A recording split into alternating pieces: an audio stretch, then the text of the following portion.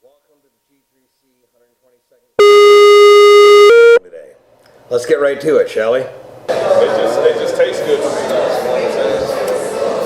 How about we pass it between the three of us? The camera or the joint? The joint. Smoking on a little Girl Scout cookies, hanging out at G3C.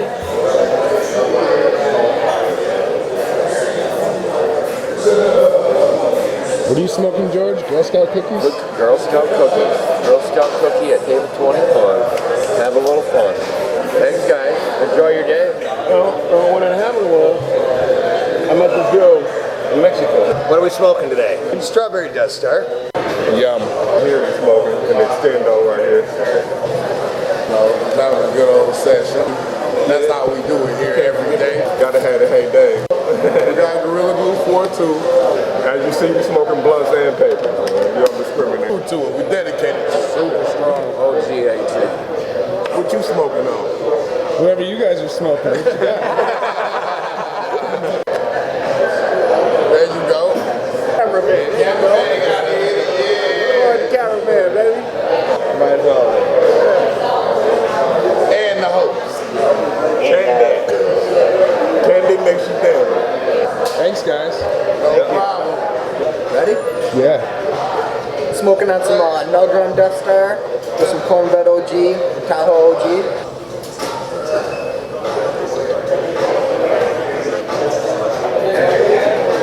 Drink your milk, son.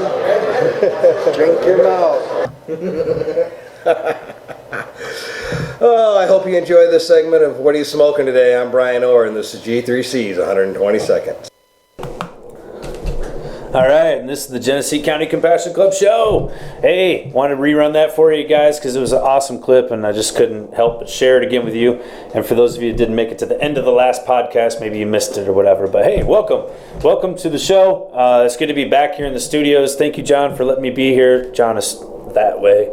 John makes it happen here at allpointstv.com. So be sure you check out all their other important podcasts that they have to catch up on all the good information that's going down right here in your city.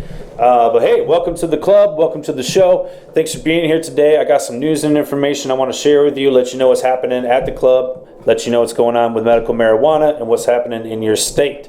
So without further ado, let's get it going, all right? I know that this last weekend we had the High Times Cannabis Cup right here in Clio, Michigan, the Medical Cup this year. Second time they've been here this year. It's freaking awesome. I heard it was a spectacular event. I was personally impressed that Shooter Jennings was there. I was like, what? Shooter Jennings? I didn't know that. Apparently not too many people around here are aware of Shooter Jennings, but you know, he's like the son of a really famous country star. I know a lot of you guys aren't into country music, but Shooter Jennings is like funk, rock, country. You know, he's just a mix-up. So anyways, I think that's awesome. Good artist this year, and obviously a good cup. I know a lot of our members are there. A lot of members were, you know, had participating, had the booths going on and rocking it and representing the club, and that's what it's all about, is all of us working together and building this industry, you know, with our hands. It's us. It's you guys doing it. So, you know, that's where all the hard work comes to play, and you get to see the stars shine at the cup. And I know a lot of you guys are right there every day at the club making it happen. And so it's not a new thing for you, but it is special to be able to get out there and share with other people what you're doing and represent what the club's all about as well too. So I really appreciate that, and I respect everything that's been going on. I mean, it's a big deal. I know we had our own special club member, Greg Joslin, performing at the Cup this year. That's freaking awesome. You know what I mean? So thank you for representing. Thanks for being there, everybody, and making it happen. You guys rocked it. What can I say? I was looking at some of the results here from the Cup. I can see that you know, they had all the different you know, categories and so on. It's pretty awesome. Congratulations to all the winners. You know, I think the most amazing thing is you know, just go to the High Times site if you haven't seen it, or if you weren't there at the Cup, and take a look at the products there that are featured. I mean, the way that our industry is moving is spectacular, and just the quality and the presentation that's being put, you guys are just, you're just taking it to another level. I mean, this is stuff, it looks so precision, you know what I mean? It just looks so tight that it should be at Macy's, you know what I mean? I know they don't have weed at Macy's, but you know, your stuff looks that good, and I just think that's a stellar compliment to you. I mean, it's just amazing. I think it's a beautiful thing, and I think it's also amazing to see all of the different types of products out there. So a lot of these are stuff that you didn't see on the shelf 5 years ago, brand new to the industry. I mean, you got stuff like CBD isolate. You know, what's up with that? CBD isolate. I mean, this stuff is top-notch, amazing things. I'm looking at one of these edibles right now. It's a Cherry Oatmeal Ganja Delight by Arborside. It looks absolutely delicious. I mean, The Arborside's out in California, right? no. Arborside is a dispensary right here in Michigan. Yeah, these are Michigan people. Now, granted, High Times Cup does have a lot of winners from out of state. You know, people come here from Colorado, California, all over the country, really, to compete at these cup events. So the competition is high, but yet we still have quite a few of the Michigan people being represented. And, you know, I know, like, right here's a good example. Arborside, you know, put their name on it, and congratulations to them. But at the end of the day, there's an individual who made that product, and they rocked it. I mean, this product here is A1 quality. You go to the website, check it out, hightimes.com, and look at these products. And these are Michigan people that are doing this. So. How many? Okay, this is an unfair question because it's probably, you know, we haven't thought about it. But how many strains do you think possibly is going to come out? Because you guys are like in the pioneer. I mean, in some ways, you guys are on the cutting edge because now the technology, the ability to test all this stuff and actually tweak it is more. It's much greater now than it was prior.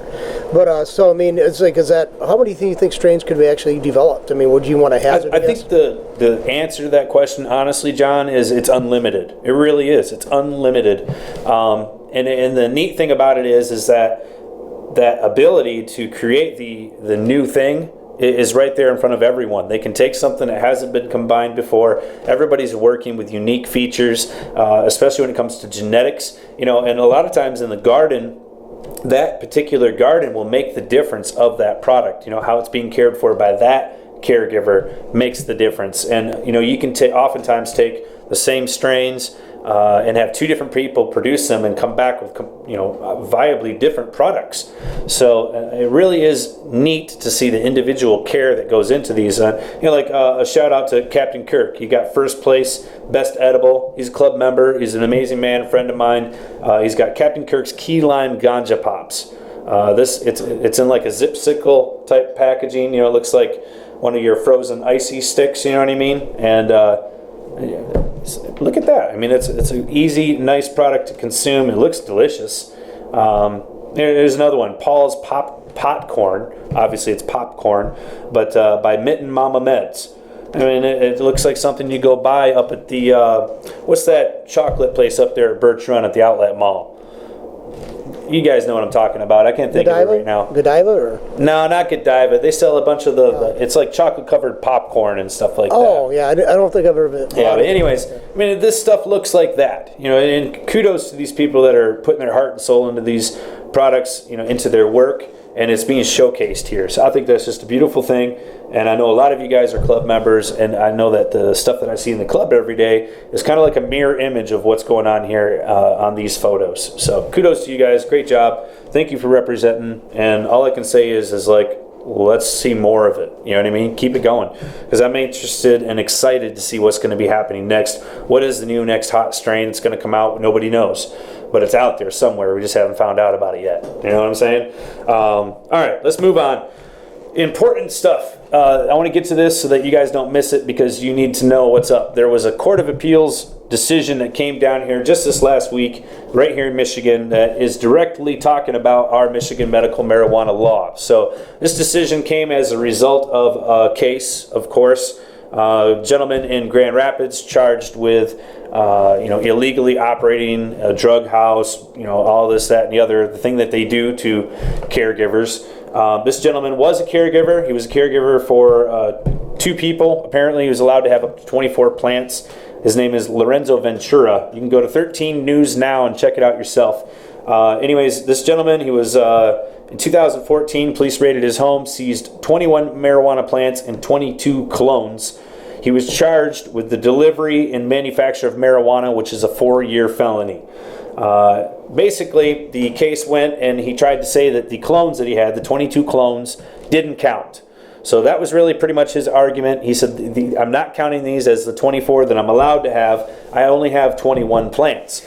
So the police, they had taken all of them, and they said, no, you have 21 plants and you have 22 more plants over here. We don't care what you call them.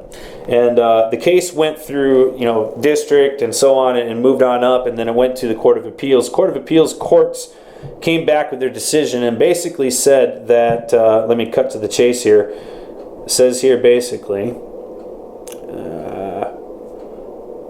well, if it's got roots, if it's got leaves, it's a plant. And it doesn't matter how small it is. So this gentleman here, let me get into the story here. It says, under Michigan's Medical Marijuana Act, you can have 12 plants, you know that. Prosecutor charged him with 43 plants instead of just having, something different.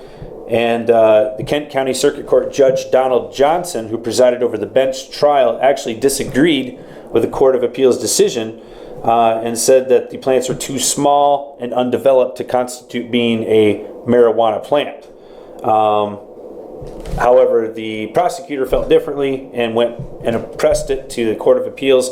Court of Appeals cited saying that they sought guidance from cases out of Idaho and Tennessee, which neither one have medical marijuana laws, which concluded that marijuana cuttings with roots or root hairs constitute a marijuana plant.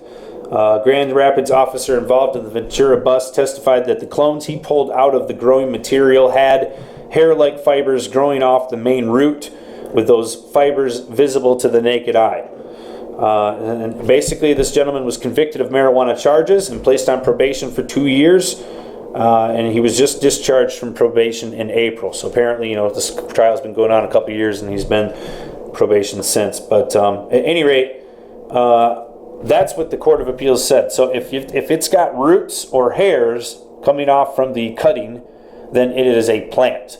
There was another story or another version of this story where I read that the gentleman had, I'm trying to find it here.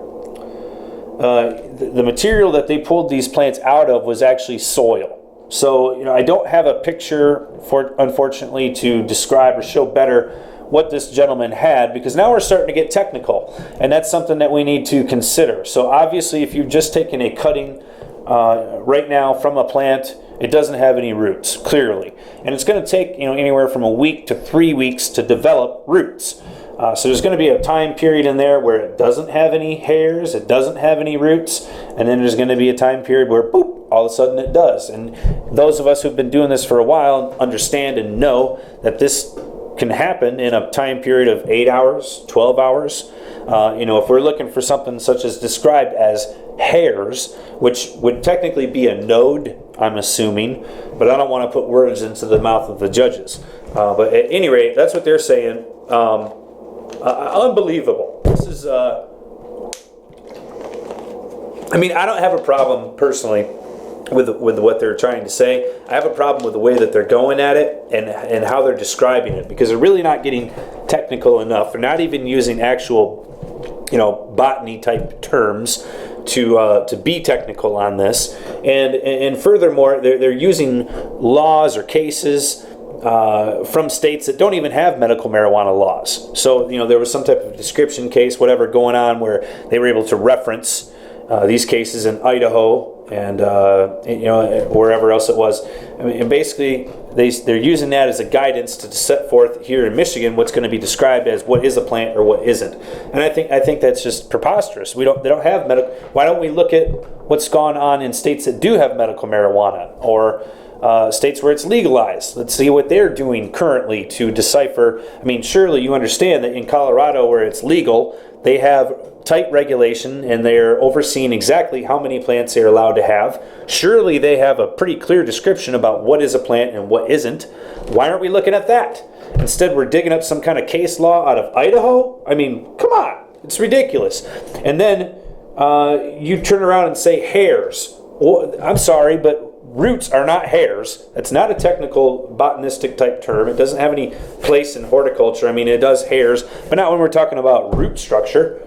So you're not being clear in what you're saying, and it does leave a sort of gray area. You haven't cleared up anything. All you've really done is just convicted this gentleman and sent him down the road. And on top of that, let's say that they were plants, okay, and that you were correct. The Supreme Court, or the Court of Appeals was correct in making this decision. The one part of the other report that I did read, like I had said, is that these plants were pulled out from soil. So that would sort of imply that they weren't in a cloner machine. They weren't sitting in there, just bubbling in water. They were not in a grow plug, like we oftentimes use, like Root Riot and the other things. They were in soil. So if they were able to simply pull them out of the soil and then they see roots, okay, it's a plant. So let's say that's the case, and this gentleman was growing too much. Let's say he even admitted to it, growing too much, all right? Is that really the proper charge that should be issued to said caregiver? He's supposed to be growing some plants. He's supposed to be growing 24. He's over the limit. And for doing that, you're going to give him a 4-year felony? Now, granted, he only ended up with 2 years of probation, but I'm sure he ended up with a whole lot of court costs. He ended up with a whole lot of attorney fees. And I'm sure he is going to be fined in some way. So is that really the way that we want to go about this in treating our members of society for something that is completely harmless to society, for something that Michigan voters overwhelmingly said, quit busting people for this, all right? If they're doing it for medicinal purposes, leave them alone. He had medical marijuana cards for 2 people, all right? And yet, that's getting thrown out the window. The charges that are on him aren't, you're growing too many plants. The charges are, you are a drug dealer, you are a drug manufacturer, and this is a felony charge with a 4-year sentencing capacity. Is that really the way that we want to deal with this? I mean, compare it to someone driving 10 miles an hour over the speed limit. Granted, they broke the law and they should pay a penalty. However, should we take their car away and their driver's license too and throw them in jail? Is that what's going to be productive for that member of society to continue contributing? Of course not. It's ridiculous. So I think there's a couple problems with what's going on here in the state. I mean, the Court of Appeals, I'm not necessarily, like I said, if they were plants and he was over his limit, then he should be penalized in some way, shape, or form. But I think that this type of penalty or process that we have the ability to go through is extreme. I think it needs to be streamlined, broken down, maybe some type of fine associated. And you have to understand that if he is a true caregiver, he's supposed to be taking care of 2 people. And I'm sure in the concurrence of this process, he lost the ability to do that. I'm assuming they took all of his equipment, which I think they did. They took all of his plants, even the ones that he was supposed to have. And, where does that leave that person at? So I think that we need to have some changes here. We need to have these things addressed. I don't know if this case is going to be sent to the Supreme Court. And as I stated before, I'm not exactly sure where these clones were at in the process. I've seen some people call plants clones. All right, I'm not going to lie. I've seen that happen before. All right, it's a clone and it's like 3 foot tall. Well, yeah, it was at one time. All right, but it's not anymore. It's a plant. One of the things I've always mentioned at the G3C is that if you intend for that cutting to be a plant, then count it. I mean, that's just a simple way to do it. Keep yourself within your numbers. Grow perpetually if you have the ability to do so. Keep yourself within your limit. It's easy to do if you do things correctly. It's not easy as far as the work part. It actually makes a heck of a lot more work, but in the end, it keeps you compliant. And so that's one of those things. So if you're going to intend for that cutting to be a plant, just go ahead and count it as a plant. Otherwise, you are putting yourself at risk. I know the majority of folks out there are using cloning machines or they are using rapid rooters. I would say probably 80% out there are doing that. There are a few people I've seen still using things like rock wool, or they're using hydroton, or maybe they're just using their own favorite soil mix or soilless mix. But for the most of us out there, we're using the cloning machines and you're using the rapid rooter type, the grow plugs. Which is, they're great measures and they have pretty high success rate for the majority of caregivers out there, which is why they're used. But when you're using a grow plug, for example, how do you tell when that plant has roots? Typically when they start poking out the side of it. But if someone were to rip that cutting out of there, you'd be taking a gamble as to when do you have roots or when do you not. because there's going to be roots growing inside of there before they start to poke out the side of it. So this is a difficult thing for caregivers and patients to deal with, and I don't think that the Court of Appeals would even have the information to really understand what the process is. And maybe they did, maybe they didn't, but it doesn't seem like they did in their decision. So I would advise caution to caregivers and patients out there that are growing their own plants.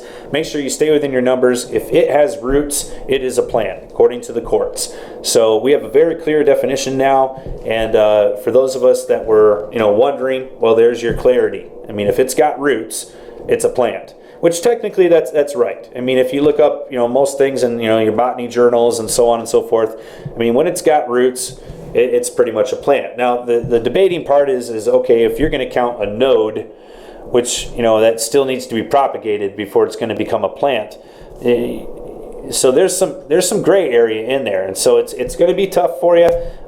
Maybe you're going to have to rearrange your numbers a little bit, whatever you got to do. But the thing about it is now you have a sort of guideline to go by, kind of like when they changed the rules a couple years ago for growing outdoors. So, but at any rate, Court of Appeals decision, you can check it out. Kent County Circuit Court Judge Donald Johnston, presided over the bench trial. He was the one that disagreed, but the Court of Appeals, of course, being the higher court,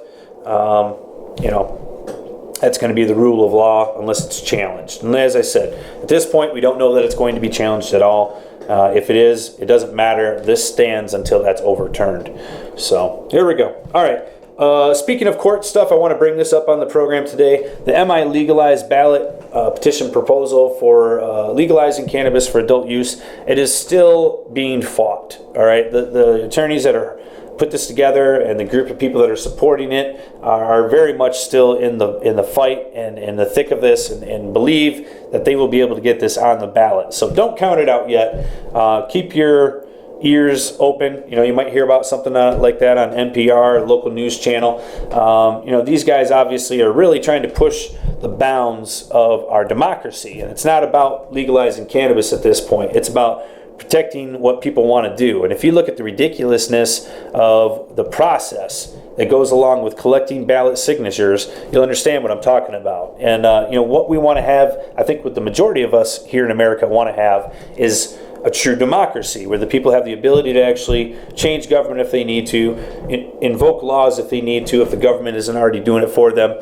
And I think that most of us wholeheartedly believe in that concept. The devil is in the details, and when we make this process to be entirely way too cumbersome, entirely archaic, outdated, and really even to the point of sort of being like belligerent about what you're not counting. You have to understand that when you do a ballot proposal nowadays, the rejection rate on these signatures, even though they may be verified by a third-party company and triple verified and so on and so forth, the rejection rate by the board that handles these is nearly 50% or greater.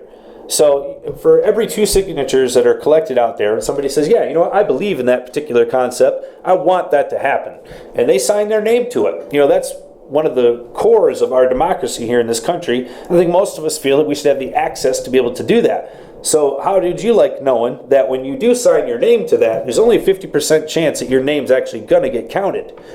That's kind of ridiculous. It'd be like if going to the voting ballot and being like, well, I hope they count my vote. I mean, I kind of feel that way, but I know most of you believe your vote counts. Anyways, it's just a dig. It's a dig on our democracy, and I think the fact that they passed a bill regarding that back here in the spring in the state of Michigan, saying absolutely not, anything over 180 days is no way, no good. I don't like that. I think that we should be expanding the ability to collect signatures and encouraging more of our citizens to get involved in government, and I certainly hope that you do come this November. All right, getting off the soapbox, moving on here. I want to talk about just a couple other things. We got a couple events coming up here I want to share with you. I know that we've got our soup kitchen coming up here at the end of September. We just had ours this last week, and then on top of that, we also have our Adopt a Highway coming up here as well. It'll be our third and final one for the season. Of course, we like to get that in there right before it starts getting cold and nasty. And we've already cleaned the road twice, so it'll be pretty easy. So look for those posters. Also, just this last Monday, we had a fantastic golf outing at the G3C Copper Ridge Golf Club. This was to benefit, of course, the Roar charity, which is established up at the Hurley Medical Center. And, Roar the Roar Foundation, what it is it's reading out loud to children.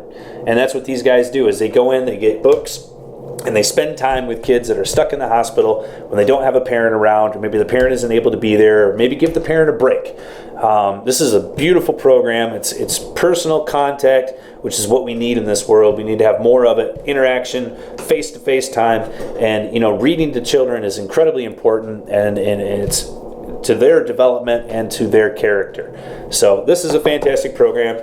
Our golf outing helped support that. I think it was over $3,000. George is probably kicking me because he knows exactly what it is. But George and Charlie helped put this golf outing on, and I just got to give a hand to them. I mean, it was fantastic. The Copper Ridge Golf Club is a beautiful place. I'm not a golfer. I think everybody knows that. But I had a great time. I mean, the course is awesome. I think I found as many balls as I lost, that's a good thing, right? And the steak dinner was outstanding. I mean, that's probably one of the best steaks I've had outside of my house, and I can't tell you how long. So give it up to them. Give it up to the Roar charity. Thank you very much to all of our sponsors. I know we had Herbs from the Burbs. We had, I'm going to start forgetting them now. Of course, we had Fenton Hydroponics, our main sponsor. Kudos and thank you so much to them. And also, I think we had Materan Gardens as well sponsoring us. So thank you so much to all our sponsors. If anybody I'm forgetting you, I do apologize. But you guys made this event happen, and it was a success. I think we really are going to have an impact, and I know that the Roar Foundation, the ladies up there that make this thing happen, they really appreciate you guys. So thank you. All right, moving on. By the way, did you guys see the Diaz McGregor fight? I know we got a lot of MMA fans in the club.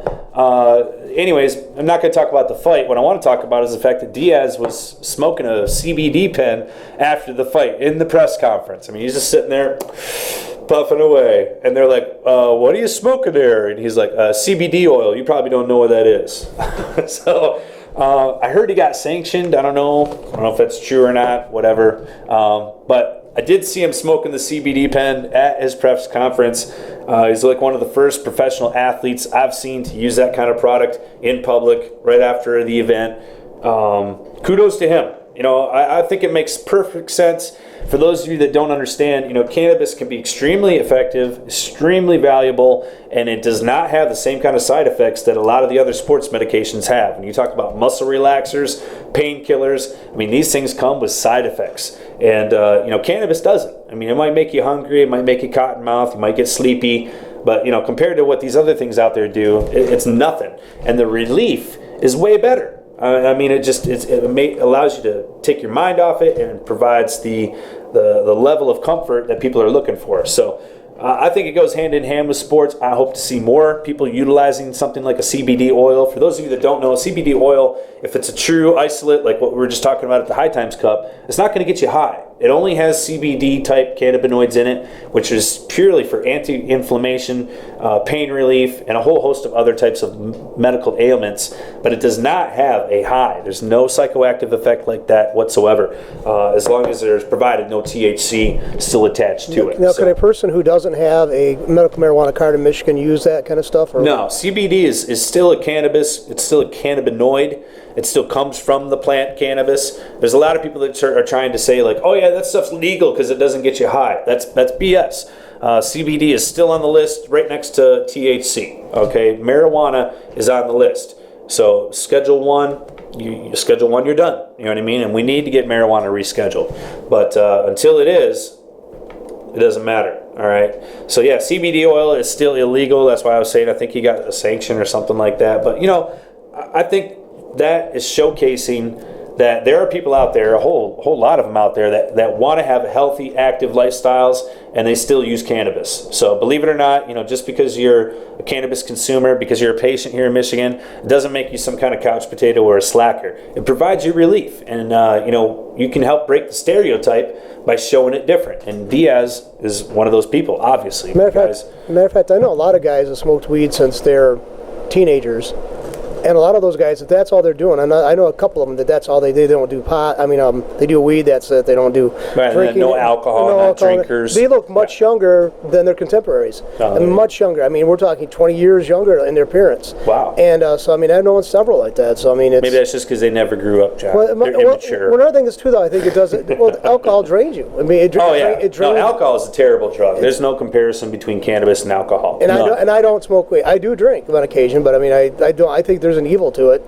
I think it does a tremendous. And I'm not amount. saying like you, John. You can't have an occasional drink or a social drink. I mean, it's everything in moderation, you know. But if you want to compare product for product, there's no comparison. Alcohol puts you in the drain, and cannabis, it'll lift you up. Yeah, the guys I'm referring to, man, they smoked weed for pretty much every day. Sure. Every day since they were like 13 or 14. And it doesn't make them, you know, they're not sitting there just watching reruns on TV. You know, they're out there, they're living life, they're getting it, they're enjoying it. And a lot of times it's just an enhancement to what they've already got going on. I mean, it helps them want to get out and experience those things. So it's a beautiful thing. All right, moving on, a couple other things. Let's see, you mentioned the soup kitchen, highway, all right, Diaz, all right. Let's see, I got one other thing here. A couple other states, looks like the Maine governor smokes marijuana but opposes legalization. I thought they were going to legalize marijuana in Maine. Sounds like they might be having the same kind of problems they're having here in Michigan. All right, next state. Governor says Pennsylvania should decrim marijuana. Pennsylvania just keeps getting friendlier and friendlier. What's up? I mean, the Amish people out there be like, hey, we need to get some weed. You know what I'm saying? I don't know. We'll see. All right, but as far as what's going on here in Michigan, you know, as far as the legislative session, these guys are going to be getting back to work here pretty soon, and we definitely want to be keeping an eye on what's happening here in Michigan. There's still a lot of rumors going around that there will be bills proposed in the fall session regarding your Michigan medical marijuana law. As of right now, no, we don't have anything other than what we've already had to talk about, so we're not going to get into that today. But what I do want to tell you is that we need to start getting ready. School's back in session, and so are the legislators. They're going to be getting it on, and you know, they need our input. They need our input, and it's going to take you, it's going to take a little bit of your time and a little bit of your effort to help protect what you already currently have. And if you think that it's going to just sit there and continue to be allowed to have what you have, you may be mistaken. I mean, we need to be on the ball with this, and we need to be represented. So we'll make sure that we're keeping you informed right here on the podcast. Of course, at the club, let you know what's happening as well. And you know, let's all just we gotta keep it together. You know what I mean? If we don't speak up, no one's going to do it for us. So, all right, guys, thanks for joining me this week on the show. I want to say thanks again to Brian for the 122nd segment. Like I said, I had to run that again because it's so awesome, and I want to make sure nobody missed that. But thank you to you guys. It's been a wonderful summer. It is pretty much almost over. I hope everybody has a safe holiday coming up here. Spend some time with the fam, and peace and love. See you again. Have a good week.